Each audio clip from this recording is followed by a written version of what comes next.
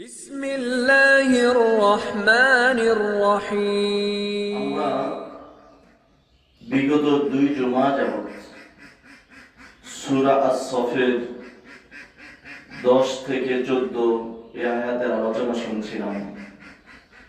সেখানে আমরা প্রথম জুমায় যে আল্লাহ তাআলা ঈমানদারদের একটি ব্যবসা শিক্ষা দিচ্ছেন, যে ব্যবসার মধ্যে পুঁজি হলো 2টি, লাভ হলো 4টি, যার মধ্যে কোনো লস নেই। 1 নম্বর পুঁজি হলো আল্লাহ এবং তার রাসূলের প্রতি ঈমান। 2 নম্বর পুঁজি হলো জান ও মাল দিয়ে আল্লাহর রাস্তায় সংগ্রাম বা জিহাদ। এই 2 পুঁজি দ্বারা কাজ করলে জীবনের গুনাহ আল্লাহ মাফ করে দিবেন, বিপদ থেকে আল্লাহ তাআলা উদ্ধার করবেন, জাহান্নামের আগুন থেকে রক্ষা করবেন, জান্নাতে প্রবেশ করাবেন। এই 4টি পুরস্কার। এর মধ্যে আমরা প্রথম জুমায় ঈমানের উপর আলোচনা করেছিলাম, আর দ্বিতীয় জুমায় আমরা ঈমানের ফল, ঈমান আনলে কি লাভ হয় এই বিষয়ের উপর আলোচনা করেছিলাম।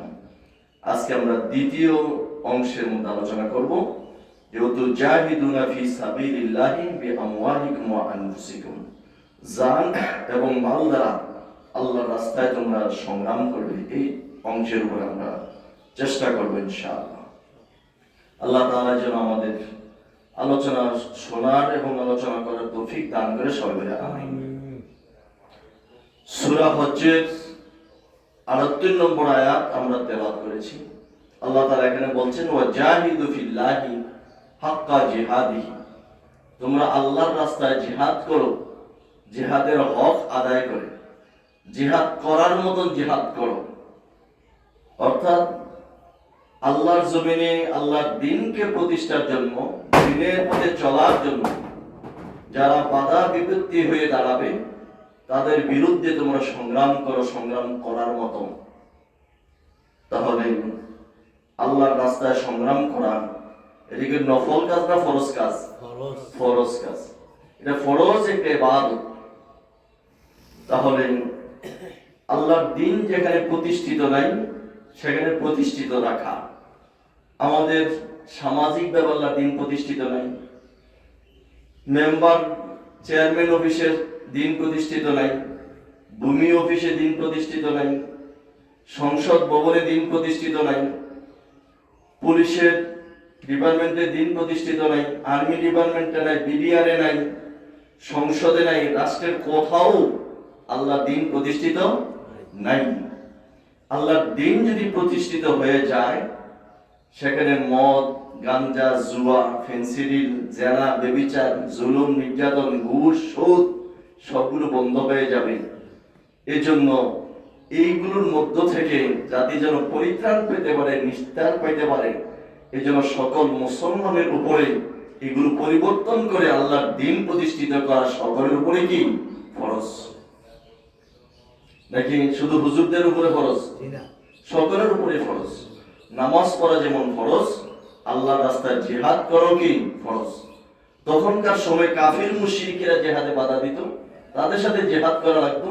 এখন মুসলমানদের সাথে জিহাদ করা লাগে। কি বলেন? এখন মুসলমানদের সাথে জিহাদ করা লাগে।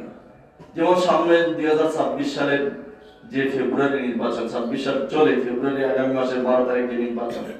বাংলাদেশের 2টা অংশ, একটা হলো ভারতের গোলামীর পক্ষ, আর একটা হলো দেশের স্বাধীনতা সার্বভৌমত্ব রক্ষার পক্ষ। এই 2 পক্ষে কিন্তু অন্য যারা ভারতের আধিপত্য বিস্তারের জন্য না ভোট চাইতেছে, তারা কি মুসলমান না? তারা তো মুসলমান। তারা তো চাইতেছে তারা টিকে থাকার জন্য, আবার ইমানদাররা চাইতেছে করার জন্য। সুতরাং এই জন্য প্রত্যেকটি মুসলমান কি শুধু দুনিয়ার দিকে তাকাইলে হবে না, আমি কোন দলে আছি, আমি কার পছন্দ আছি, এতদিন কি করছি, এখন যদি চলে যায় কি হবে, এই চিন্তা করার কোনো সুযোগ নাই। কারণ মরার সময় কবরে আমার নেতাও যাবে না, আমার দলের লোকও যাবে না, আমার হিসাব আমাকেই দিতে হবে। তখন আল্লাহর আইনেই বিচার হবে। কবরে, পরকালে, হাসরে, মিজানে কার আইনে বিচার হবে? আল্লাহর আইনে। কোন নেতা নেত্রীর আইনে, কোন দেশের আইনে, আন্তর্জাতিক আইন বলেন, আদালত বলেন, কোন আইনে বিচার হবে না, সেখানে আল্লাহর আইনেই চলবে। এই জন্য দুনিয়া যদি আল্লাহর আইনের চেষ্টা আমরা করি, তাহলে পরকাল আমাদের যেন সহজ হবে না কঠিন হবে? সহজ হবে। সম্মানিত আমার ভাইরা, সূরা তাওবার 24 নম্বর আয়াত আল্লাহ তাআলা বলেন, قل إن كان آباؤكم وأبناؤكم وإخوانكم وأزواجكم وعشيرتكم وأموال اقترفتموها وتجارة تخشون كسادها ومساكن ترضونها أحب إليكم من الله ورسوله وجهاد في سبيله فتربصوا حتى يأتي الله بأمره والله لا يهدي القوم الفاسقين। সূরা তাওবার 24 নম্বর আয়াতে আল্লাহ তাআলা বলেন, ও নবী মুহাম্মদ সাল্লাল্লাহু আলাইহি ওয়াসাল্লাম, দুনিয়ার মানুষদেরকে আপনি বলে দিন, যদি তোমাদের পিতা, তোমাদের সন্তান, তোমাদের ভাই, তোমাদের স্ত্রী, তোমাদের পরিবার পরিজন, তোমাদের সম্পদ, তোমাদের ব্যবসা, যে ব্যবসাকে তোমরা মন্দ হওয়ার আশা করো, যে এই জায়গায় গেলে আমার ব্যবসাটি বন্ধ হয়ে যায়, আছে না? তুই কেমনে ব্যবসা করে দেখাই, তুমি আছে না নাই? হুমকি দুমকি কিন্তু চলছে এখনই। ও মাসাকিনা তারদাউনাহা, এবং তোমার বাসস্থানের জায়গা, যেটাকে তুমি সন্তুষ্ট চিত্তে যেখানে বসবাস করো, এই 8টা জিনিসের কথা আল্লাহ তাআলা এখানে বলেন। কয়টা জিনিস? আবার খেয়াল করেন, কুল কানা আবাউকুম, তোমাদের পিতা, ওয়া আবনাউকুম, তোমাদের সন্তান, ওয়া ইখওয়ানুকুম, তোমাদের ভাই, ওয়া আশীরাকুম, ওয়া আজওয়াজুকুম, তোমাদের স্ত্রী, ওয়া আশীরাতুকুম, তোমাদের আপনজন, পরিবার পরিজন, ওয়া আমওয়ালুন ইখতারাফতুমুহা, তোমাদের সম্পদ, ওয়া তিজারাতুন তাকশাউনা কাসাদাহা, তোমাদের ব্যবসায়ী মাল, ব্যবসায়ী প্রতিষ্ঠান, ওয়া মাসাকিনা তারদাউনাহা, এবং যেখানে তোমাদের বসবাস করো সেই স্থান। কয়টা হলো? 8টা। এবার আল্লাহ বলছেন, এই 8টা জিনিস যদি আহাব্বা ইলাইকুম, যদি তোমাদের কাছে বেশি প্রিয় হয়, কয়টা জিনিস? 8টা জিনিস বেশি ভালোবাসো, বেশি মহব্বত মনে করো, মিনাল্লাহি, আল্লাহ থেকে, ওয়া রাসূলিহি, তার রাসূল থেকে, ওয়া জিহাদিন ফি সাবিলিহি, আল্লাহর রাস্তায় জিহাদ করা যেতে। তাহলে একদিকে হলো 3টা, আল্লাহ, রাসূল, আল্লাহর দ্বীন কায়েমের জন্য জিহাদ। এই 3টা জিনিসের তুলনায় এদিকে 8টা জিনিস যদি তোমার কাছে বেশি প্রিয় হয়, তাহলে তুমি অপেক্ষা করো আল্লাহর গজব আসার জন্য, অপেক্ষা করো। সুতরাং আল্লাহ, রাসূল এবং জিহাদ, এই 3টাকে ঠিক রেখে প্রয়োজনে যদি আমার বাবা, 23 নম্বর আয়াতে আল্লাহ তাআলা বলছেন, কুল ইন কানা আবাউকুম ওয়া আবনাউকুম, যদি তোমার ভাই, তোমার পিতা, হ্যাঁ, তোমরা যদি বন্ধুরূপে গ্রহণ করো, কার থেকে? আল্লাহ এবং তার, যে ইনিস্তাহাব্বাল কুফরা আলাল ঈমান, তারা যদি কুফরের পথে, ঈমানের পরিবর্তে কুফরকে ভালোবাসে, তাহলে তোমাদের পিতা, ভাই, তাদেরকেও বন্ধুরূপে গ্রহণ করিও না। সুতরাং ইসলামের জন্য, ঈমান রক্ষার জন্য, উনি কি আমার ভাই, নাকি আমার ছেলে, নাকি আমার পিতা, নাকি আমার স্ত্রী, নাকি আমার জ্ঞাতি গোষ্ঠী, নাকি আমার ব্যবসার পার্টনার, কোনো চিন্তা করা যাবে না। আল্লাহর দ্বীনের পথে থাকতে হবে। প্রয়োজনে বাবার সম্পদ থেকে দূরে সরে যেতে হবে, তারপরও ইসলাম বিরোধী পিতার সাথে আমার কোনো দিনের সম্পর্ক থাকবে না। পিতা হিসাবে তার অধিকার সে পাবে, কিন্তু ইসলামের জন্য পিতাকে ছাড় দেওয়ার কোনো সুযোগ নাই, ভাইকেও ছাড় দেওয়ার কোনো সুযোগ নাই, জ্ঞাতি গোষ্ঠীতে ছাড় দেওয়ার কোনো সুযোগ নেই। বুঝতে পারলাম ভাই? বদরের যুদ্ধে, উহুদের যুদ্ধে রাসূলের পক্ষে হলেন বাবা, আবার দেখা গেল রাসূলের পক্ষে ছেলে, বাবা হলো কাফেরের পক্ষে। যুদ্ধ শুরু হয়ে গেল, সেখানে ছেলে বাবাকে দেখছে, হত্যা করেনি। যুদ্ধের পরে বলছে, আব্বা, আপনাকে আমি দেখছি, কিন্তু আপনি আমার বাপ, আপনি আমি কেমনে হত্যা করি? আমি তো দূরে সরে গেছি না। বাবা বলছে, আল্লাহর কসম, আমি তোমাকে দেখি নাই, যদি যুদ্ধের মধ্যে আমি তোমাকে দেখতাম, তুমি তো আমার শত্রু, তুমি রাসূলের বিরোধী, ইসলাম বিরোধী, তাহলে সর্বপ্রথম আমি তোমাকেই হত্যা করতাম। এবারে ঈমান। সুতরাং ঈমানের ক্ষেত্রে জ্ঞাতি গোষ্ঠীর পরিচয় নাই, ঈমানের ক্ষেত্রে ভাই বোনের কোনো পরিচয় নাই। ঈমান ঈমানই, ইসলাম ইসলামী, ইসলামের পথে চলবে। সম্মানিত ভাইরা, তাহলে আল্লাহ তাআলা বলেন ফাতারাব্বাসু, অপেক্ষা করো, হাত্তা ইয়াতি আল্লাহু বিআমরিহি, আল্লাহ সিদ্ধান্ত, আল্লাহর গজব আসা পর্যন্ত অপেক্ষা করো। কেন? যে আল্লাহ তোমাকে বানাইলো, যে রাসূল তোমার নবী, ইসলাম রক্ষার জন্য যে জিহাদ ফরজ করা হলো, এই তিনটা জিনিসের চাইতে পৃথিবীর কোন জিনিস তোমার কাছে প্রিয় হইতে পারে না। প্রিয় হইছে বিদায়ী তো কি বলে, অমুক নেতার পেছনে, অমুক নেত্রীর পেছনে আমরা দৌড়াই, কিন্তু দৌড়ানি কি যাবে? আসলে যাবেন? যাবে না, সুযোগ নেই। সমানে তোমার ভাইয়া, والله لا يهدي القوم الفاسقين। আল্লাহ তাআলা বলছেন এই কাজগুলো যারা করবেন, আল্লাহ, রাসূল, জিহাদ, এই তিন জিনিসের তুলনায় তারা পঞ্জনকে যারা বেশি ভালোবাসবে তাদেরকে আল্লাহ তাআলা ফাসিক বলছেন। এই ফাসিকদেরকে তিনি আল্লাহ তাআলা হেদায়েত দেন না। হেদায়েত দেন না, তাহলে হেদায়েত না থাকলে কোনো লাভ হবে? সবচেয়ে বড় সম্পদ হলো হিদায়াত। প্রত্যেক রাকাতে নামাজের মধ্যে আমরা পড়ি ইহদিনাস সিরাতাল মুস্তাকিম। হেদায়েত চাই কিনা আল্লাহর কাছে? হেদায়েত প্রত্যেকটা রাকাতে আমরা চাচ্ছি হেদায়েত।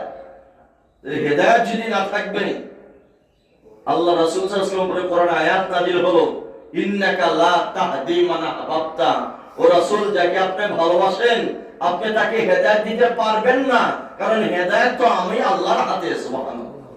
হেদায়েত কার হাতে?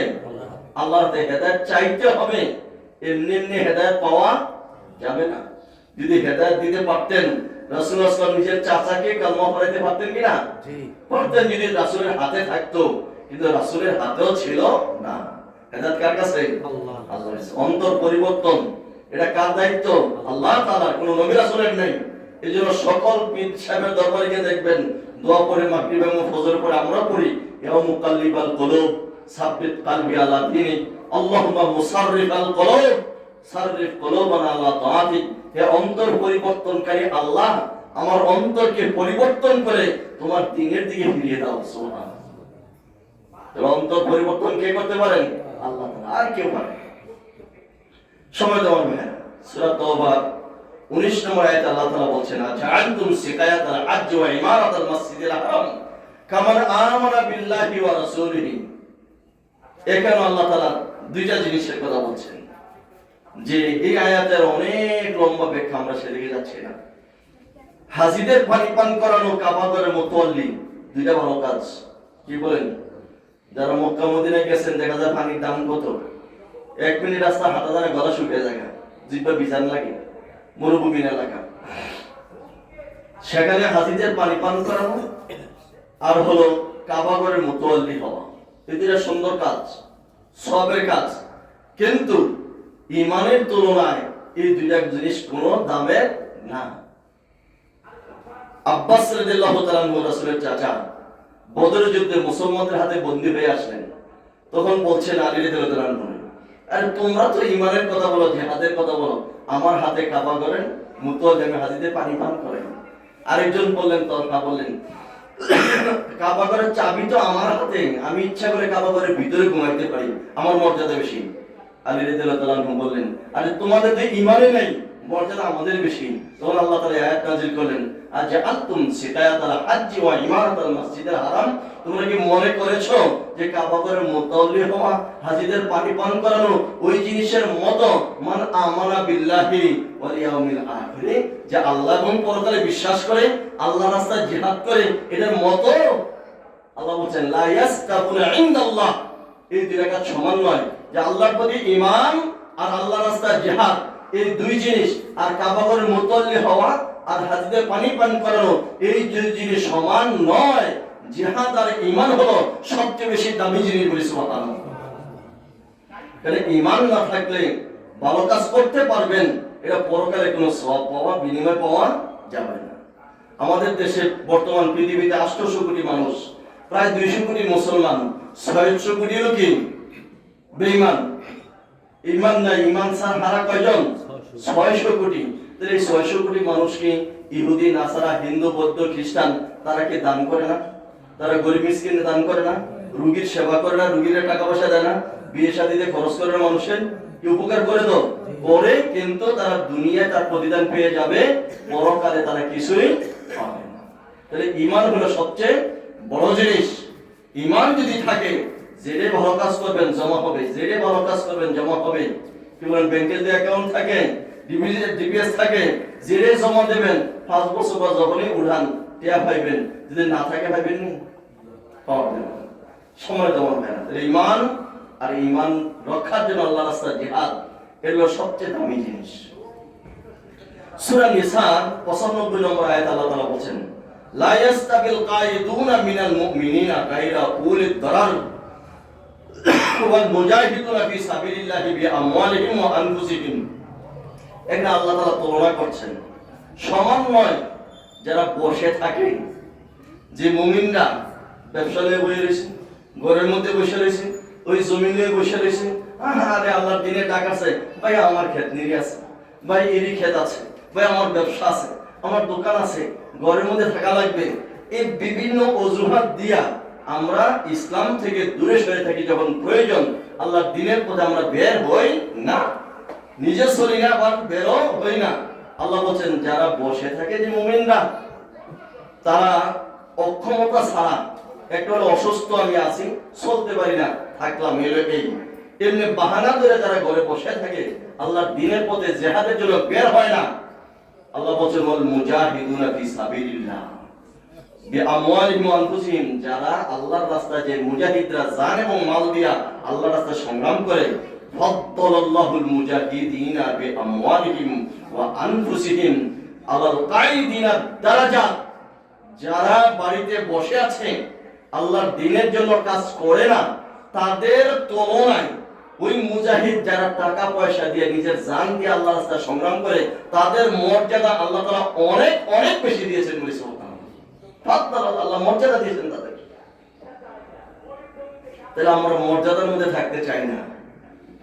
হ্যাঁ, এত বছর এই দল করছি, কেমনে ছাইরা দেই? কবরে গেলে কই তারবেন নি? পঞ্জায় গুনে কবরে গেলেন না? আরে ভাই, সুযোগ নেই। এই জন্য মৃত্যুর আগেই সুযোগ হইতে হইব। আল্লাহ তাআলা ঈমানদারকে ডেকে বলছেন, ইয়া আইয়ুহাল্লাযীনা আমানু আমিনু, হে ঈমানদারগণ ঈমান আনো। তার মানে কি? ঈমানটাকে সোজা করো, ঈমানটাকে ঠিক করো। যে ঈমানের দাবি করতো, সেই ঈমানটা চলতো না, আরো মজবুত করো।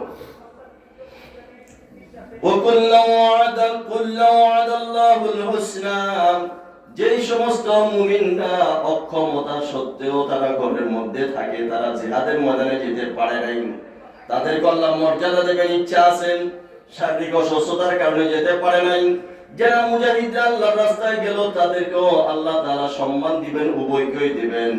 কিন্তু ওয়াফাদ্দালাল্লাহুল মুজাহিদিনা আলাল কায়িদিনা আজরান আযীমা। যে সমস্ত মুজাহিদরা আল্লাহর দ্বীনের জন্য বের হয়েছে, জান এবং মাল দিয়ে আল্লাহর রাস্তায় সংগ্রাম করে, তাদেরকে আল্লাহ তাআলা অনেক মর্যাদা দিয়েছেন এবং আল্লাহ তাআলার কাছে মহান পুরস্কার তাদের জন্য রয়েছে। সুবহানাল্লাহ। যারা জিহাদ করে আল্লাহর রাস্তায়, তাদের জন্য আল্লাহর পক্ষ থেকে কি আছে? মহান পুরস্কার আছে। কি পুরস্কার? দারাজাতুল মিনহুম, তাদের জন্য রয়েছে মর্যাদা, ওয়া মাগফিরাতান, আল্লাহর ক্ষমা, ওয়া রাহমাতান, আল্লাহর দয়া। তাহলে মর্যাদাও আছে, আল্লাহর দয়াও আছে, আল্লাহর ক্ষমাও আছে। কাদের জন্য? যারা মুজাহিদ, আল্লাহর দ্বীনের পথে যারা লড়াই করে। ওয়া কানাল্লাহু গফুরার রহিমা, আর আল্লাহ তাআলা হচ্ছেন তিনি ক্ষমাকারী এবং তিনি দয়াবান। আল্লাহ তাআলা মুমিনদের জন্য, মুজাহিদদের জন্য ক্ষমাশীল এবং তিনি হলেন দয়াবান। সূরা নিসার 55-75 নম্বর আয়াতে আল্লাহ তাআলা বলেন, ওয়া মা লাকুম লা তুকাতিলুনা ফি সাবিলিল্লাহি ওয়াল মুস্তাদাফিনা মিনার রিজালি ওয়ান নিসা ওয়াল বিলদানিল্লাযীনা ইয়াকুলুনা ربنا أخرجنا من هذه القرية الظالم أهلها واجعل لنا من لدنك نصيرا আল্লাহ তাআলা বলেন তোমাদের কি হলো তোমরা কেন সংগ্রাম করো না লড়াই করো না ওই সমস্ত দুর্বল নারী পুরুষ শিশু বৃদ্ধা যারা চিৎকার করে বলেন হে আমাদের রব এই জালেমদের জুলুম আর সহ্য করতে পারছি না তোমার এই জালেম সম্প্রদায় থেকে এই এলাকা থেকে দেশ থেকে আমাদেরকে অন্য কোথাও নিয়ে যাও যেখানে আমরা ঈমান নিয়ে চলতে পারবো যদি অন্য জায়গা আমাদের না নাও তাহলে জালেমদের সাথে মোকাবেলা করার জন্য তোমার পক্ষ থেকে একজন সাহায্যকারী পাঠাও যিনি জালেমদের সাথে লড়াই করবেন সংগ্রাম করবেন যুদ্ধ করবেন জিহাদ করবেন ওই জালেমদেরকে নিশ্চিহ্ন করে দিবেন তাদেরকে পরাজিত করেন এই দেশের মধ্যে আবার ঈমান নিয়ে সুন্দরভাবে থাকতে পারবো এমন একজন সাহায্যকারী তোমার পক্ষ থেকে পাঠাও আল্লাহ বলেন এই চিন্তা এভাবে চিৎকার করে যারা বলে তোমরা কেন তাদের পক্ষ হয়ে অবলম্বন সাহায্য করছো না তাদেরকে উদ্ধারের জন্য স্বাধীনতার 54 বছরে আমাদের দেশটারে জাল দিয়ে মাছ ধরছে নি জাল খাওয়াইয়া কোন জাল দিয়ে কোন মাছ ধরার বাড়িয়ে জায়গা যদি ডাক হয় আর ডাক না হলে কিন্তু সব খুঁজছে খুঁজছে টানলে সে 3 মাস হইয়া পড়ে কি বলেন যদি ভেতরের মধ্যে কই মাছ অর্ধেকটা মাথা নিচে দেয় ব্যাগের মধ্যে আর অর্ধেকটা দেয় বাইরে লেজটা ওইটাও কিন্তু আইসা যায় কোনো সময় ঠিক কিনা বলেন কিন্তু জালের মতন আমাদের দেশটা ভারতীয় আধিপত্যরা এভাবে বিস্তার করে আছেন এভাবে আছেন কিন্তু 5ই আগস্টের পরে সব জাল ছিন্ন বিচ্ছিন্ন হয়ে গেছে এমন একটা পরিবেশ আল্লাহ তাআলা তৈরি করে দিয়েছেন এই সামনে নির্বাচনে যদি ইসলামপন্থীরা দেশ দরদি যারা স্বাধীনতার জন্য যারা দেশের জন্য লড়াই করবে যে জোট হয়েছে ইসলামপন্থীদের যদি বিজয় না হয় তাহলে গত 17 বছরের চাইতে সামনে এর চেয়ে আরো বেশি খারাপ হবে কি বলেন কথা বলেন না ওনারা আগে বলে রাখছেন তাহলে এই আধিপত্য আগামী নির্বাচন হবে দুইটা পক্ষ ভারতের পক্ষ আর বাংলাদেশ পক্ষ ইসলামপন্থীদের জোট সেটা হলো বাংলাদেশি পন্থী আর এর অন্যরা যেটা সেটা হলো কি ভারতপন্থী সময় দেওয়ান ভাইরা বেগম খালেদা যে ইন্তেকাল করেছেন তার জন্য আমরা দোয়া করি আল্লাহ তাআলা তার অপরাধগুলো ক্ষমা করুন তার নেক আমলগুলো কবুল করুন পরকাল তার জীবন শান্তিময় করুন সবাই বলে আমিন উনিও কিন্তু জেলখানা থেকে মুক্ত হতে পারতেন না যদি 5ই আগস্টের বিপ্লব না হতো পারতেন কিনা জনাব তারেক রহমান সাহেব তিনিও দেশে আসতে পারতেন না নিজের মা মারা গেল জানাজাও দেওয়ার কোনো সুযোগ না ছিল না দেশে আসা তো দূরের কথা কিন্তু আসছেন তো কিন্তু আসার পরে এখন কেন যারা ধরে গেল তাদের সাথে হাত মিলিয়া আবার কেন আপনারা বলেন যে না ভোট দিতে হবে কিরে ভাই কেন কি ধরো আপনাদের এই জন্য আমার ভাইয়েরা সামনে নির্বাচন বড় সতর্কতার সাথে অবলম্বন করা লাগবে যদি আপনি ভোট না দেন তাহলে খবর আছে তাহলে বোঝা গেল যে এই 17 বছর এবং জুলাই বিপ্লবের যে মানুষগুলো মারছে হাসিনা ঠিকই করেছে এটা পক্ষ হবে যদি না দেন আর বলে না এটা তারা জুলুম করছে অত্যাচার করে ছাত্ররা যা করছে ভালোই করছে আমরা স্বাধীনতা পাইছি তাহলে আপনাকে ভোট দিতে হবে যদি না দেন তাহলে আবার চলে আসবে আইসা তখন ওই আগেরটি সব সাইজ করবে এই জন্য নিজেরা সিদ্ধান্ত নিতে পারবে কোন রাস্তায় থাকবো এই জন্য আল্লাহ তাআলা বলছেন ওমা আলাকুম কি হলো তোমাদের কেন তোমরা সংগ্রাম করছো না ওই সমস্ত দুর্বল নারী পুরুষ শিশু যারা চিৎকার করে বলছে হে আমাদের রব এই জালেম সম্প্রদায় থেকে আমাদেরকে রক্ষা করো অন্য জায়গায় নিয়ে যাও অথবা তোমার পক্ষ থেকে সাহায্যকারী পাঠাও অভিভাবক পাঠাও সে অভিভাবকটা আল্লাহ তাআলা দিয়েছেন সে পরিষ্কার রাস্তা করে দিয়েছেন এখন টিকে থাকা লাগবে সূরা সফের 4 নম্বর আয়াতে আল্লাহ তাআলা বলেন ইন্নাল্লাহা ইউহিব্বুল্লাযীনা ইউকাতিলুনা ফী সাবিলিহি সাফফান কাআন্নাহুম বুনিয়ানুম মারসুস আল্লাহ তাআলা বলেন নিশ্চয় আল্লাহ তাআলা ওই লোকদেরকে পছন্দ করেন আল্লাহ ওই লোকদেরকে ভালোবাসেন যারা সীসাডালা প্রাচীরের মতো আল্লাহর রাস্তায় জিহাদ করে কি করে জিহাদ করে আল্লাহর রাস্তায় জিহাদ করে আল্লাহর দ্বীন প্রতিষ্ঠার জন্য চেষ্টা করে এই লোকদেরকে আল্লাহ কি করেন ভালোবাসেন আপনি বলতে হবে আল্লাহ আপনি আমাকে ভালোবাসেন আল্লাহ নিজেকে আমি তোরে ভালোবাসো আমার এই কাজ কর সুবহানাল্লাহ আমার কাজ করতে আমি এমনি ভালোবাসবো, আমার ভালোবাসা তোর চাওয়া লাগবে না। সুবহানাল্লাহ। আগে ছিল তরবারির যুদ্ধ, রাসূলের যুগে কিসের? তীর ধনুক তরবারি, ওখানে অস্ত্র, তীর ধনুক তরবারি। আর এখন যুদ্ধ হলো ভোট। কি এখন যুদ্ধের নাম? কি? ভোট। ভোটের যুদ্ধের মধ্যে আপনি প্রমাণ করতে হবে আপনি কোন পক্ষে আছেন, ইসলামের পক্ষে আছেন নাকি ইসলাম ধ্বংস করার জন্য। আপনি লেবাস সব ঠিক আছে, দাড়ি আছে, টুপি আছে, পাঞ্জাবি আছে, পায়জামা আছে, সব আছে, পাগড়িও আছে, কিন্তু আল্লাহর দ্বীন চান না। আপনি কি আসলে কি মুসলিম না ইসলাম বিরোধী লোক? চিন্তা করেন তো ভাই। দাবি করতে পারবেন না, কবরে গেলে কিন্তু সে দাবি টিকবে না।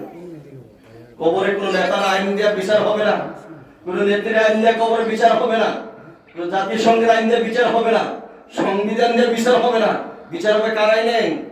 আল্লাহর আইনে বিচার হবে। কবরে হাসর মিজান বলছে না, আল্লাহর আইনে বিচার হবে। এই জন্য আল্লাহর আইন অনুযায়ী আপনাকে দুনিয়া যদি চলেন তাহলে আল্লাহর আইনে গিয়ে টিকবেন, আর আল্লাহর আইনে যদি দুনিয়ার জীবনে না চলেন তাহলে কবরেই ফিরাফিরি শুরু। সূরা তাওবার 111 নম্বর আয়াতে আল্লাহ তাআলা বলেন, ইন্নাল্লাহা ইশতারা মিনাল মুমিনিনা আনফুসাহুম ওয়া আমওয়ালাহুম বিআন্না লাহুমুল জান্নাহ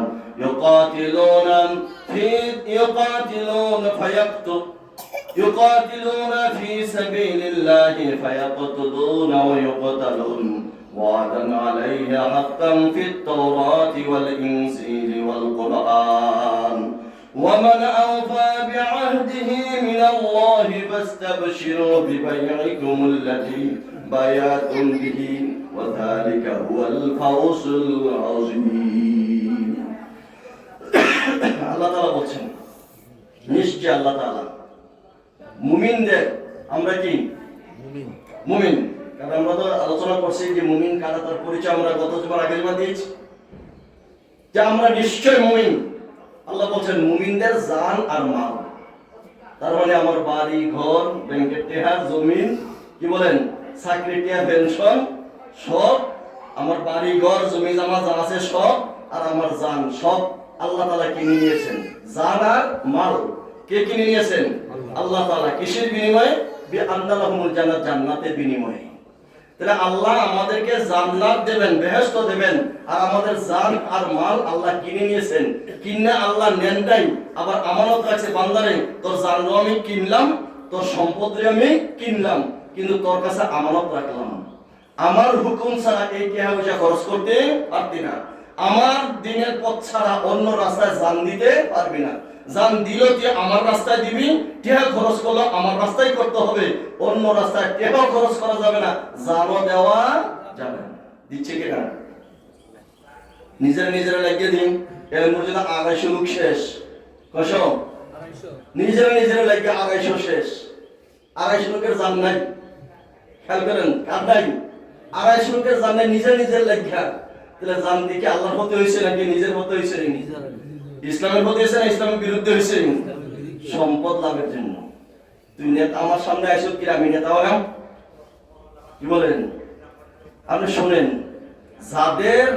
যাদের পেশা হইল রাজনীতি, খেয়াল করে, পেশা, কারোর পেশা থাকে চাকরি, কারোর থাকে ব্যবসা, কারোর থাকে কৃষি, কারোর হইলো মনে কোনো অপশন, বিভিন্ন পেশা আছে না? কেউ হলো রাজমিস্ত্রি, কেউ হলো টাইলস মিস্ত্রি, কেউ হলো এই বিভিন্ন কাঠ মিস্ত্রি, এক একজনের পেশা আছে।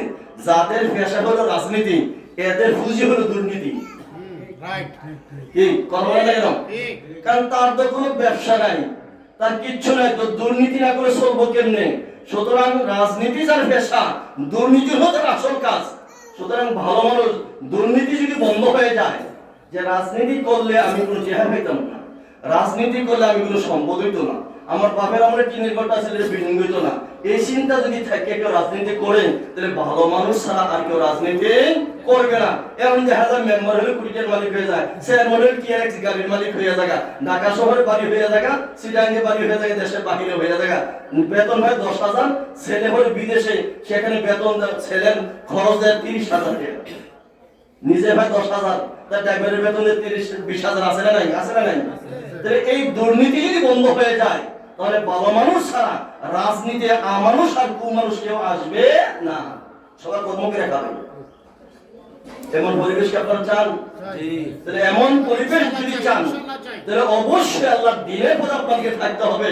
যারা দেশের পক্ষে, দেশের স্বাধীনতা সার্বভৌমত্ব রক্ষার জন্য কাজ করেন, যে ইসলামিক জোট হয়েছে সেই পক্ষে আমাদেরকে কাজ করতে হবে। যদি দুর্নীতি বাংলাদেশে বন্ধ করতে হয়, চাঁদাবাদ সন্ত্রাস যদি বন্ধ করতে হয়, আল্লাহর দ্বীনের পথে চলা ছাড়া উপায় নাই। সম্মানিত আমার ভাইয়েরা, সূরা নিসার 14 নম্বর আয়াতে আল্লাহ তাআলা বলছেন, ফালইয়াকাতিল ফি সাবিলিল্লাহিল্লাযীনা ইয়াশরুনাল হায়াতাদ দুনিয়া বিল আখিরাহ। আল্লাহ তাআলা বলেন, ওই সমস্ত লোকদের আল্লাহর রাস্তায় সংগ্রাম করা দরকার। কাদের জন্য?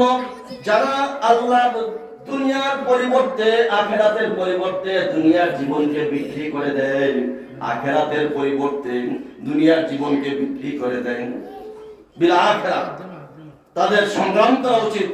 ওমাইয়াকাতিল ফি সাবিলিল্লাহ, যারা আল্লাহর রাস্তায় সংগ্রাম করবে, আল্লাহ তাআলা বলেন, যে ব্যক্তি যে বা যারা আল্লাহর রাস্তায় সংগ্রাম করবেন, ফায়ুকাতাল আও ইয়াগলিব, যুদ্ধ করতে করতে আল্লাহর দ্বীন বিজয় হবে অথবা সে যুদ্ধের ময়দানে শহীদ হয়ে যাবে। আল্লাহর দ্বীনের জন্য চেষ্টা করার সময় হয়তো সে মারা যেতে পারে, শহীদ হয়ে যাবেন, অথবা সে বিজয়ী হবে। আল্লাহ তাআলা বলেন, ফাসাউফা নুতিহি আজরান আযীমা, মারা গেলে শহীদ হবে, আল্লাহর জান্নাতে যাবে।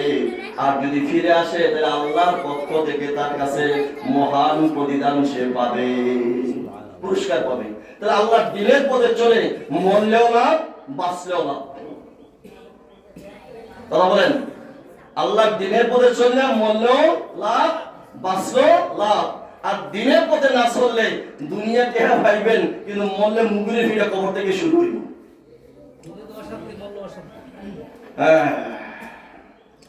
সূরা সফের মধ্যে আল্লাহ তাআলা বলছেন, যেটা আমরা আলোচনা করেছিলাম 10 থেকে 14 নম্বর আয়াত, নিসার 70 নম্বর আয়াতে আল্লাহ তাআলা বলেন, আল্লাযীনা আমানু ইউকাতিলুনা ফি সাবিলিল্লাহ। ঈমানদারদের বলছেন যে একমাত্র ঈমানদাররা আল্লাহর রাস্তায় লড়াই করবে। কারা? ঈমানদাররা। ওয়াল্লাযীনা কাফারু, আর যারা কাফের, ইউকাতিলুনা ফি সাবিলিত তাগুত, তারা তাগুতের পক্ষে লড়াই করবেন। ঈমানদাররা চাইবে আল্লাহর দ্বীনকে প্রতিষ্ঠিত করার জন্য, আর কাফিররা চাইবে আল্লাহ বিরোধী লোকদেরকে পাশ করাইয়া তাদের আইন প্রতিষ্ঠিত করার জন্য। তাগুত, তাগুত কারে করেন? আমরা কিন্তু আয়াতুল কুরসি সবাই পড়ি, খেয়াল করেন, ফরিয়াদুল্লাহ মুখস্থ, কিন্তু ভিতরে কি আছে সেই আমরা কি বলেন? আমরা দেন আগে দেখছেন না সরিষা, আমরা নিজেরা সরিষা কারা করছেন, বেচছেন, সরিষা বেচছেন নি? সরিষা বলেন দিলে দেখা গেছে সরিষার মধ্যে অনেকে পানিও মিশায়, পানি মিশিয়ে সরিষা বেচে, আছে না নাই? ফাট দিয়ে দিল, ফাটের মধ্যে পানি দিয়া ওজন করার জন্য 5 কেজি কম হয়ে গেছে গা, 10 মণ ফাটের মধ্যে পানি দিলে 5 কেজি কিছুই না, 10 মণ ফুলে হয়ে গেছে গা 5 কেজি পানি দিয়ে, আছে না নাই? এখন দেখেন সরিষা যখন বেচে তখন দেখা যায় এই ব্যাপারে যখন কিনতে চায় আপনার নিচের ভেল ডুহায়, ডুহায় নিচের তে যুদ্ধরা যায় মুখ করে আইনা দেখে, তার মানে কি উপরে যেমন বালা দেখা যায় নিচের যে বালা নেই, এটা ছাওয়ার জন্য নিচের আইনা চায়, ঠিক কিনা বলেন? কথা খেয়াল করেন, এটা ছায় ছায় সেরা যখন দেখে উপরে নিচে একরকম, সরিষা ঠিক আছে কত ভাই মন কথা বেচা হয়, আবার যখন নিচে ভিজা না হলে এটা একরকম না, তোমারটা দাম আর একরকম, ঠিক কিনা বলেন? জামালা আছে। তো সম্মানিত আমার ভাইরা, এজন্য আল্লাহ তাআলা বলতেছেন তাগুত হলো যারা আল্লাহর দ্বীন প্রতিষ্ঠিত হোক নিজে চায় না, এবং আরেকজন আল্লাহর দ্বীনের পথে আসুক এটাও চায় না, নিজে দ্বীনের পথে চলে না, আরেকজনে আসবে এটাও চায় না। যদি চাই তো বিভিন্ন ইউনিয়নে খোঁজখবর নিয়ে দেখা, আমাদের কাছে তথ্য আছে, না এই এলাকা তোরা কাজ করতে পারবি না, আমরা কাজ করব, আছে না নাই? বাধা আছে না নাই? আস্তাগফিরুল্লাহ ওয়া আতুবু ইলাইহি। তুমি যে আইনে যে দল করবা, এটা যে এই আইনে দল করবে, তাহলে তুমি বাধা দেওয়ার কে? তুমি এই সাহস তোমাকে কে দিল বাধা দেওয়ার জন্য? তুমি যে আলো বাতাস খাচ্ছ আল্লাহ তাআলা, সে আলো বাতাস সেও খাচ্ছে, একই সমাজে বসবাস করে। তুমি রাজনীতি করতে পারবে, তুমি দল করতে পারবে, আর এই লোকটা করতে পারবে না, তা তুমি বাধা দেবে? এই সাহস তোমাকে কে দিল? সমাজ আমার ভাইরা। তাহলে তাগুত হলো যে নিজে আল্লাহর পথে চলে না, আল্লাহর পথে আরেকজন চলুক, এটাও সে বিশ্বাস করে না, চায় না, তার নাম হলো তাগুত। আল্লাহ তাআলা বলছেন যারা ঈমানদার তারা আল্লাহর দ্বীনের পথে লড়াই করে, আল্লাহর পথে।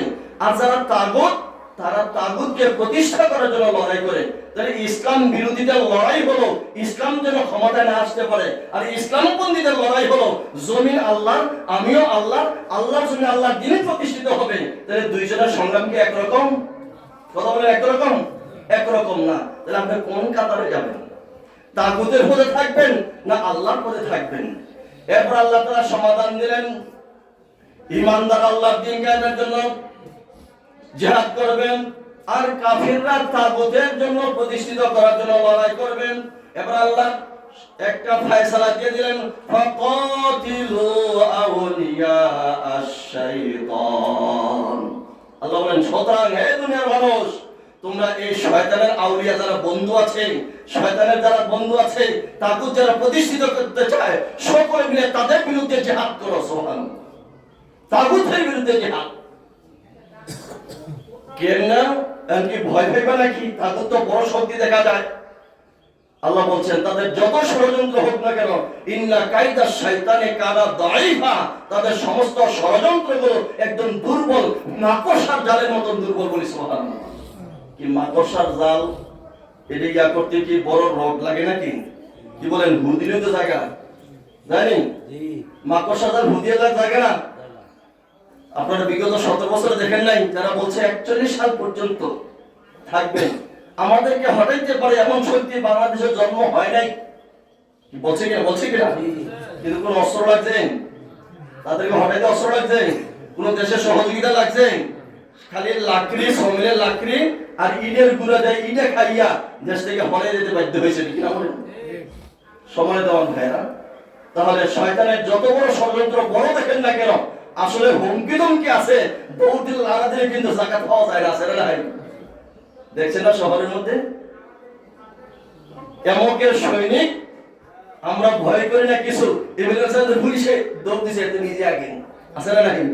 যেরকম শয়তানের ষড়যন্ত্র দুর্বল বুঝছেন এখন, সম্মানিত আমার হয় না। এই জন্য আল্লাহর দ্বীনের প্রতি আমাদেরকে অটল এবং অবিচল থাকতে হবে। এবার হাদিসের মধ্যে আসে, বুখারীতে আবু হুরায়রা রাদিয়াল্লাহু তাআলা আনহু থেকে হাদিস, قال রাসূলুল্লাহ সাল্লাল্লাহু আলাইহি ওয়াসাল্লাম, আল্লাহর রাসূল বলেন, মান আমানা বিল্লাহি ওয়া রাসূলিহি, যারা আল্লাহর প্রতি ঈমান এনেছেন, আল্লাহর রাসূলের প্রতি ঈমান এনেছেন, দুই কাজ। 3 নম্বর, ওয়া আকামাস সালাত, নামাজ কায়েম করেছে, সালাত আদায় করেছে, ওয়া সামা রমাদান, এবং রমজান মাসে রোজা রেখেছে, কানা হাক্কান আলাল্লাহ, আল্লাহর দায়িত্ব হলো তাদের প্রতি। যে ঈমান আল্লাহর প্রতি, রাসূলের প্রতি, নামাজ প্রতিষ্ঠিত করেছে, রমজান মাসে রোজা রেখেছে, আল্লাহ তাআলার হক হলো আইয়ুদখিলাহুল জান্নাতা, আল্লাহ তাদেরকে জান্নাতে প্রবেশ করাবেন। সুবহানাল্লাহ। বুঝিবা আল্লাহ তাদেরকে, আল্লাহ জান্নাতে প্রবেশ করবে, আপনি চাওয়া লাগবে না আল্লাহ আমারে জান্নাত দাও। আল্লাহ বলবে ওই অমুক কোথায় আসর, কি আল্লাহ কবে বেহেশতে যাও। সুবহানাল্লাহ। বেহেশতে আল্লাহ প্রবেশ করাবেন দেখেন। জাহাদা ফি সাবিলিল্লাহ, যে ব্যক্তি আল্লাহর রাস্তায় সংগ্রাম করে, আবু জালাসাম, অথবা বসে থাকে, ফি আরদিহিল্লাতি উলিদা ফিহা, যেই এলাকায় সে জন্মগ্রহণ করেছে, যেই ঘরে সেখানে বসে আছে। আল্লাহ তাআলা বলেন, ফাকালু ইয়া রাসূলুল্লাহ, সাহাবারা প্রশ্ন করলেন যে হে আল্লাহর রাসূল, আফালা নুবাশশিরুন নাস, এই সুসংবাদটা মানুষের কাছে প্রচার করে দেই, প্রকাশ করে দেই, যে নামাজ কায়েম করবে, আল্লাহর প্রতি ঈমান, রাসূলের প্রতি ঈমান, নামাজ কায়েম করবে, রমজান মাসে রোজা রাখবে, আল্লাহর রাস্তায় জিহাদ করবে, এই কাজ করে জান্নাতে আল্লাহ প্রবেশ করাবে। আল্লাহ মানুষের কাছে এটা বলে দেব, বলে দেব।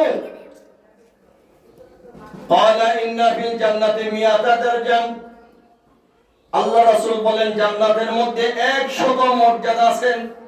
কত স্তর? 100 স্তর। 1 নম্বর ক্লাস, 2 নম্বর ক্লাস, 3 নম্বর ক্লাস, এমন 100টা স্তর ক্লাস আছে, শ্রেণীবিন্যাস আছে। আদাল্লাহুল মুজাহিদিনা ফি সাবিলিল্লাহ, আল্লাহ তাআলা যারা আল্লাহর রাস্তায় সংগ্রাম করেন, ওই মুজাহিদদের জন্য এমন জান্নাতের স্তরের মধ্যে তাদেরকে রাখবেন। ওই জান্নাতটা কতটুকু মর্যাদা আছে তাদের মধ্যে, মা বাইনাত দারাজাতাইনি কামা বাইনাস সামাই ওয়াল আরদি, জান্নাতের মধ্যে 100টা স্তর আছে। একটা স্তরের চেয়ে আরেকটা স্তরের দূরত্ব হলো আসমান এবং জমিন থেকে ফাঁকা যতটুকু জায়গা, একটা স্তরের থেকে আরেকটা স্তরের মর্যাদা এতটুকু। সুবহানাল্লাহ। একটা থেকে আরেকটা মর্যাদা এতটুকু। তাহলে আল্লাহ তাআলা বলেন মুজাহিদের জন্য এমন জান্নাত রয়েছে যে যে যে স্তরের মধ্যে মুজাহিদরা থাকবে তার থেকে আরেকটা স্তরের মধ্যে যদি যায় কেউ, সেখানে জমিন থেকে আসমান পর্যন্ত যত খালি জায়গা অন্তত দেখি আমরা এখান থেকে এমন দেখা যায় না রে ভাই, আমাদের থেকে সূর্য হলো 9,30,00,000 মাইল দূরে। কয় কোটি? 9,30,00,000 মাইল দূরে হলো সূর্য। এই সূর্যটা হলো প্রথম আসমানের নিচে, এরপরে কিন্তু আসমান শুরু হয়েছে না। সূর্য হলো 9,30,00,000 মাইল দূরে সূর্য, এরপরে আরো অনেক কিছু, এরপরে না প্রথম আসমান। বুঝলেন হিসাবটা? চিন্তা করেন কতটুকু। তাহলে এই এখান থেকে 9,30,00,000 মাইল দূরে থেকে সূর্যের আলোটা আসলেও চৈত্র মাসে আমরা দাঁড়াই থাকতাম না, ছাতি লাগে, ছাতি লাগে, জুতা ছাড়া দাঁড়াই থাকতাম হয় না, সামনে উঠে যা আছে না নাই, আছে না নাই, আছেন। জুতা সৌদি আরবে এমন সময় যখন তাপমাত্রা 40, 42, 47 ডিগ্রি থাকে, জুতা ভাড়া দিলে যেটা আপনার ওই যে প্লাস্টিকের আপনার এটি গইলা রাস্তার মধ্যে লেগে থাকে, বুঝলেন হিসাব? 9,30,00,000 মাইল দূরে থেকে আলোটা আসলে যদি জোতা গলিয়া জায়গা, তাহলে সেই সূর্যটা হাসরের ময়দানে মাথা আধা বা এক হাত উঁচায় থাকবে, তখন অবস্থাটা কি হবে?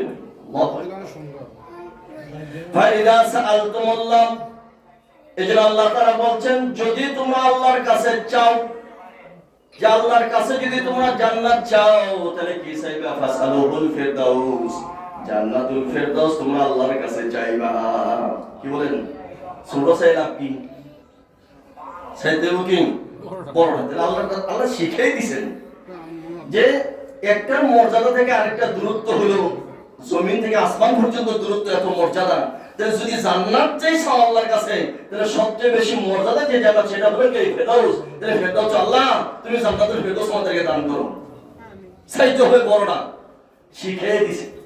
শিখে দিয়ে যদি কয় আপনি দেখেন ছেলে মেয়ে আপনি বুঝে না, 50 টাকা বা 500 টাকার নোট দিচ্ছেন, তারা তো দিয়া আবার আপনি খোঁজেন দেখবেন না আমাকে আপনার ব্যয় করে না, দেখছেন কিনা মন কি দেখছেন কিনা?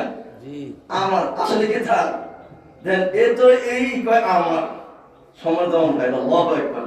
তাহলে সাইকেলে কি বড়ই চাওয়ার জন্য আল্লাহ রাসূল বলে দিয়েছেন যদি জান্নাত আল্লাহর কাছে চাও, বেহেশত যদি চাও, তাহলে জান্নাতুল ফেরদাউস আল্লাহর কাছে চাইও। সুবহানাল্লাহ। কেন চাইবেন? ফাইন্নাহু আওসাতুল জান্নাতিন, এটা হলো জান্নাতের একদম মর্যাদা, উচ্চ মর্যাদা। ওয়া আলাল জান্নাতি উরাহু ফাওকাহু আরশুর রহমান, এই জান্নাতুল ফেরদাউসের উপরে আল্লাহ তাআলার আরশ। সুবহানাল্লাহ। এজন্য আল্লাহর আরশের নিচে হলো জান্নাতুল ফেরদাউস। তাহলে চাইলে ফেরদাউস চাইবা যেটার উপরে স্বয়ং আল্লাহ তাআলার আরশ থাকবে। ওয়ামিনহু তাফাজ্জারু আনহারুল জান্নাহ, যেখান থেকে যে জান্নাত থেকে নহর সমূহ প্রবাহিত থাকে, এমন জান্নাত আল্লাহর কাছে চাও। ওই জান্নাত আল্লাহ তাআলা মুজাহিদদের জন্য তৈরি করে রেখেছেন, যারা আল্লাহর রাস্তায় সংগ্রাম করবে জান আল মাল্লা, তাদের জন্য ওই জান্নাত আল্লাহ তৈরি করে রেখেছেন, যেটা আল্লাহর আরশের নিচে জান্নাতুল ফেরদাউস, এরপরে বাকিগুলো স্তরে চলে নিচের দিকে। এবার আল্লাহ তাআলা উদাহরণ দিচ্ছেন হাদিস বুখারীতে আবু হুরায়রা রাদিয়াল্লাহু তাআলা আনহু থেকে, মাসালুল মুজাহিদি ফি সাবিলিল্লাহ, যারা আল্লাহর রাস্তায় সংগ্রাম করে মুজাহিদ। আপনি যুদ্ধের ময়দানে গিয়ে জিহাদ করা লাগবে না, কিন্তু আল্লাহর কাছে যদি এই চান যে আল্লাহ তাআলা আমারে তুমি শহীদি মৃত্যু দিও, এটা মনে প্রাণে যদি আল্লাহর কাছে চান, তাহলে আপনি বিছানায় পড়ে মারা গেলেও আল্লাহ শহীদের মর্যাদা দান করবে। সুবহানাল্লাহ। হাদিস ওখানে সহিহ হাদিস, পুরো সহিহ, পুরো দুর্বল হাদিস না। আল্লাহ উদাহরণ দিচ্ছেন মাসালুল মুজাহিদি ফি সাবিলিল্লাহ, আল্লাহর রাস্তায় যারা সংগ্রাম করে এই মুজাহিদদের উদাহরণ হলো কামাসালিল সাইমিল কাইমিল কানিতি বিআয়াতিল্লাহ। সুবহানাল্লাহ। ওই রোজাদারের মতো যে দিনে রোজা রাখে, রাত্রে বেলা ইবাদত বন্দেগী করে, সারা রাত্র কার ইবাদত করে, আর রাত দিনের বেলা রোজা রাখে, এমন মুজাহিদের মতো ওই এমন রোজাদার ব্যক্তির মতন মর্যাদা হলো মুজাহিদের। সুবহানাল্লাহ। লা ইয়াফতুরু মিন সিয়ামিহি, কোন সিয়াম? যে কখনো রোজা ভাঙে না, সব সময় রোজা রাখে। ওয়ালা সালাতিন হাত্তা ইয়ারজুল মুজাহিদ ফি সাবিলিল্লাহ। খেয়াল করেন, তাহলে যে মুজাহিদ সারা বছর রোজা রাখেন, নামাজ পড়েন, রাত্রে বেলা দিনে রোজা, রাতে ইবাদত, দাঁড়িয়ে নামাজ পড়েন, এই রোজাদার ব্যক্তির মতো তার চেয়ে আরো বেশি মর্যাদা হলো মুজাহিদের মর্যাদা। মর্যাদা আছে নি? মর্যাদা আছে। সময় দেওয়া হয় না। কতক্ষণ পর্যন্ত এই মর্যাদা সে পাবে? হাত্তা ইয়ারজিআল মুজাহিদু ফি সাবিলিল্লাহ, যতক্ষণ পর্যন্ত না সে ফিরে আসে তার বাড়িতে, ততক্ষণ পর্যন্ত ওই রোজাদার ব্যক্তির মতন তার আমল নামায় সওয়াব লেখা হতে থাকে। সুবহানাল্লাহ। সময় দেওয়া হয়। স্বয়ং আল্লাহর রাসূল কি বলতেছে শুনেন। বুখারীতে হাদিস, আবু হুরায়রা থেকে আল্লাহ রাসূল বলেন, ওয়াল্লাযী নাফসি বিয়াদিহি, যার হাতে আমার প্রাণ তার কসম। আল্লাহ রাসূল বলতেছে যে আল্লাহর কসম, ওয়াদতু আন্নী লা উকাতিলু ফি সাবিলিল্লাহ, আমি পছন্দ করি আমি আল্লাহর রাস্তায় সংগ্রাম করে শহীদ হই, আবার জীবিত হই, আবার শহীদ হই, আবার জীবিত হই, আবার শহীদ হই, আবার জীবিত হই। এভাবে আল্লাহ রাসূল 10 বার বলেছেন। কয়বার? 10 বার বলেছেন। সময় দেওয়ার ভাই, তাহলে জান্নাতে মুজাহিদদেরকে বলা হবে যারা শহীদ হয়েছেন দুনিয়ার জীবনে, যে তোমরা আমার কাছে কি চাও? আল্লাহ সব বলতে পাইছি, নাই কি? খেয়াল করে, নাই কি জান্নাতে? কারণ জান্নাতে আপনারা যে খাদেম, আপনার খেদমত করবে, তার ওন্না 3 পিস না, ওন্নার দাম আল্লাহ রাসূল বলছেন যে আসমান জমিনে যা আছে সব বিক্রি করলেও ওন্নার দাম হবে না। কি হবে না? 1,20,00,000 টাকা শতক নগর ভাড়া জায়গা, 1,20,00,000 টাকা শতক। তেলপুরের নগর ভাড়ার দাম কত? মুরাদনগরের দাম কত? কুমিল্লার দাম কত? ঢাকার দাম কত? সারা বাংলাদেশের দাম কত? সাদের দেশেও জায়গা পেয়েছে আমেরিকার তারা, হ্যানের দাম কত? সব মিলিয়ে যা, তা হলো আপনার যে কাজের কর্মচারী জান্নাতে থাকবো, এ তার অন্যান্য দাম হবে না সব বিক্রি করলে। তাহলে 30-20টা দাম কত? আপনার খাদেমের মর্যাদা ভাই, খাদেমের মর্যাদা। তো সে জান্নাত আল্লাহ তাআলা দেবেন। এবার মুজাহিদরা এত কিছু ব্যবহার করে বলবে যে আল্লাহ সব পাইছি জান্নাতে, কিন্তু একটা জিনিস পাই নাই। কি? যুদ্ধের ময়দানে যুদ্ধ করতে করতে যখন আমরা শহীদ হইলাম, শহীদ হওয়ার সময় যে একটা আরাম পাইছি, এই আরামটা আর পাইতেছি না। সুবহানাল্লাহ। আমরা তো দেখি হাও কেটেলা কি কম, হ্যাঁ, এত কিছু করার পরে শেষ, কিন্তু আমরা দেখি এত আক্রমণ তার উপরে, কিন্তু আসলে তার কাছে ফিফড়ায় কামড় দেওয়ার চাইতে কোনো কষ্ট তার কাছে নাই। আল্লাহ রাসূল বলতেছেন, এজন্য আল্লাহ রাসূল নিজে বলতেছেন, আমি ইচ্ছে হয় জান্নাত থেকে দুনিয়া আসি, শহীদ হই, আবার জান্নাতে যাই, আবার দুনিয়া আসি, আবার শহীদ হই, আবার জান্নাতে যাই, আবার দুনিয়া আসি, আবার শহীদ হই। এভাবে আল্লাহ রাসূল 10 বার বলেছেন। সুবহানাল্লাহ। সময় দেওয়ার ভাইরা, তাহলে আল্লাহ তাআলা আমাদের সকলকে আল্লাহর দ্বীনের পথে মৃত্যু পর্যন্ত চলার তৌফিক দান করুন। সবাই বলে আমিন। একটা হাদিস বলে শেষ করছি, ছোট্ট হাদিস। আল্লাহ রাসূল বলেন, মা আকবারাত কাদামা আবদিন ফি সাবিলিল্লাহ, যে ব্যক্তি রাস্তা চলে আল্লাহর দ্বীনের পথে চলে, এখন তো ধুলাবালির সময়, আপনি যে কোনো জুতা পরলে শু ছাড়া পাওয়ার মধ্যে বালু বল লাগেনি, বালু লাগে না? শু পরলেও তো উফরিতে বালু পড়ে, মোজার মধ্যে বালু লাগে। আল্লাহ রাসূল কি বলে দেখেন, যে আল্লাহর রাস্তা যে পথ চলে, চলতে গিয়ে যে বালুটি তার রাস্তা পাওয়ার মধ্যে লাগে, ফালা তামাসসাহুন নার, এই ব্যক্তিরে আল্লাহর জাহান্নামের আগুন ছুঁইতেও না। সুবহানাল্লাহ। মানে তারা পড়বে না। যেমন আপনার ইব্রাহিম আলাইহিস সালামের আগুনে ফেলাইছিলেন, ফেলাইছে কই? আগুনের কুণ্ডুলির মধ্যে, কিন্তু পড়ছে প্রশমত করে নেই। তাহলে আল্লাহর রাসূল সাল্লাল্লাহু আলাইহি ওয়াসাল্লাম বলতেছেন যে ব্যক্তি এই ধুলাবালিতে আল্লাহর দ্বীনের পথে চলে, তার পায়ের মধ্যে যে পায়ের মধ্যে বালু লাগে, এই ব্যক্তি জাহান্নামের আগুন তাকে স্পর্শ করবে না। তো জাহান্নামের আগুন যদি স্পর্শ না করে, যাবে কই? জাহান্নাম থেকে বাঁচলে তো জান্নাতে নিয়ে যাবে। এই জন্য আল্লাহ তাআলা যেন আমাদের সকলকে আল্লাহর দ্বীনের পথে মৃত্যু পর্যন্ত অটল অবিচল থাকার তৌফিক দান করুন। সবাই আমিন।